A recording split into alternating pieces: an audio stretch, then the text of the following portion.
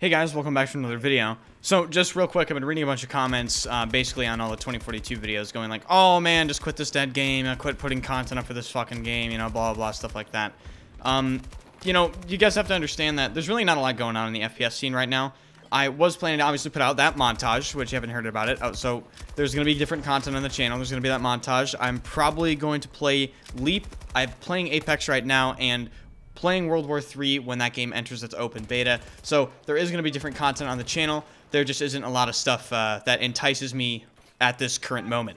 Just know that I am trying my best to keep up on the uploads, and I hope you guys, you know, enjoy the videos and all that. So with that out of the way, be sure to like the video if you enjoy it, and we're going to talk about the new Battlefield 2042 information that they put out. Battlefield Direct Communication Twitter basically tweeted some stuff about the core feedback initiative and their follow-up to that. If you're unaware of what the core feedback initiative was, they started this thing where you could give feedback on the Battlefield forums. The one that they did was regarding maps, and they showed some of the things that they were going to change with the breakthrough layouts and the conquest layouts, and this is their follow-up to that, along with some information regarding the next thing they're going to want feedback on. And I'll just tell you guys right now, the next thing they want feedback on is specialists. So maybe that'll spark some interest for some people just to go on the forums and bitch at them about specialists. But if anything, it does show that they are aware that specialists are not going to be a favorite thing in the community, and they're willing to take feedback on them. Whether or not that feedback actually does anything is yet to be seen. My guess is probably no, because it's DICE, and, you know, if we figured out anything within the past few Battlefields, it's that feedback pretty much goes from the forums directly into a printer, which then prints a piece of paper directly into paper shredder. So we'll see what comes out of it. At this point, I want to remind people to check if they're subscribed or not, as 70% of people that watch my videos are not subscribed. So if you enjoy the content, hit the subscribe button. It's completely free, and you can change your mind at any time.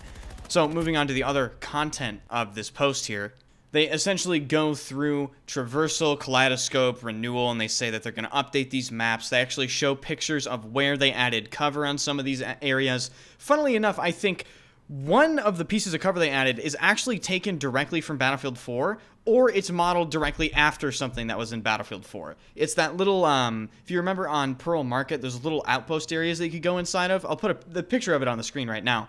You will recognize it. So that's pretty funny if they actually just copy-pasted that from BF4. Funnily enough, there's just an entire paragraph called Cover and Line of Sight, and essentially in this paragraph they outline why cover's important on maps, which I find to be just absolutely hysterical. And further down in the post, they mention that basically they're trying to reduce vehicle dominance and vehicle uptime, and they reduce the amount of attacking vehicles and helicopters that can be active on any time in 128-player modes per category from 3 to 2, and basically that means you'll only be able to see 2 tanks, 2 attack helicopters available at any given amount of time instead of 3 each. They're also increasing the cooldown for attack vehicles and helicopters from 60 seconds to 120 seconds. So those helicopters are going to be pretty high-value targets, because once you kill them, they're down for 2 minutes, which is pretty long time. And the final change they mention within this paragraph is they actually moved the Little Bird from a transport vehicle to an attack helicopter category, which I actually agree with, because the Little Bird literally is an attack helicopter in this game, basically. And the Bolt is also moved from transport to attack vehicle category, which is definitely, I agree with those changes, because the Bolt is a 2-seater, right? It's not a transport vehicle. It's like a light armored mini tank thing. So I agree with all those changes. I think they will actually improve gameplay, but the fact of the matter is I don't think it's enough for people to actually come back. People might come back and try it, but it's not going to keep people. Now, one of the final things they mentioned in this post is map pathing, or like clear paths to where you can tell you can get fired from, or just pass between objectives. They are actually considering basically making some areas that are less traveled in the maps just completely out of bounds to improve map flow.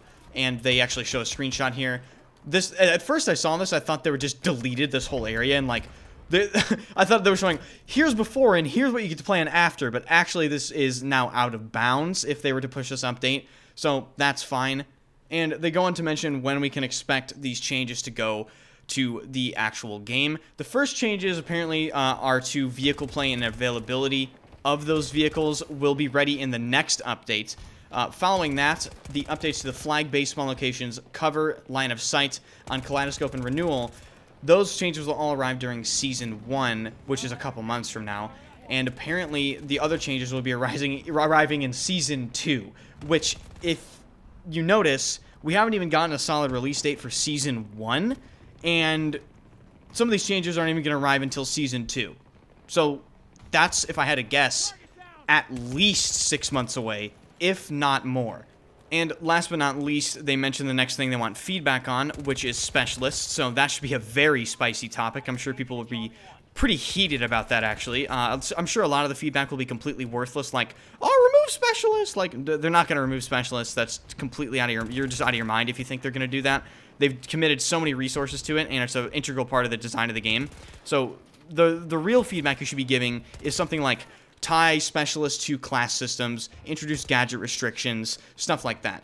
That is going to do it for this video, guys. Thank you so much for watching the video. I do appreciate it. Hit the like button, as it really does help the channel out. Hit the subscribe button if you don't want to miss future uploads. Got some awesome videos on the horizon. I hope you guys are excited.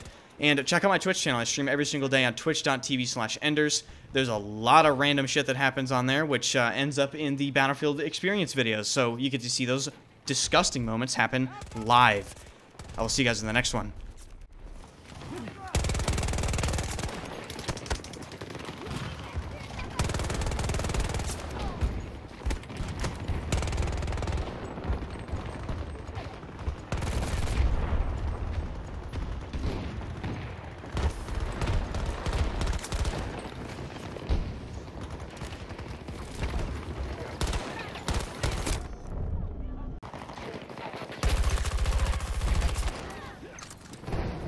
So is like alt-tabbing corrupt this game? I've heard a lot of people say like after you ran, alt-tab out. 50% strength. Okay. Okay. I'm reloading. Hey. One down.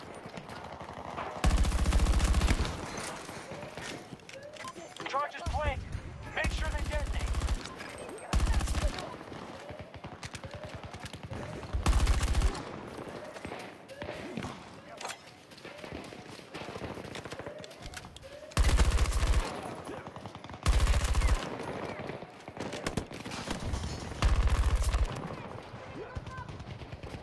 What a gigantic mistake.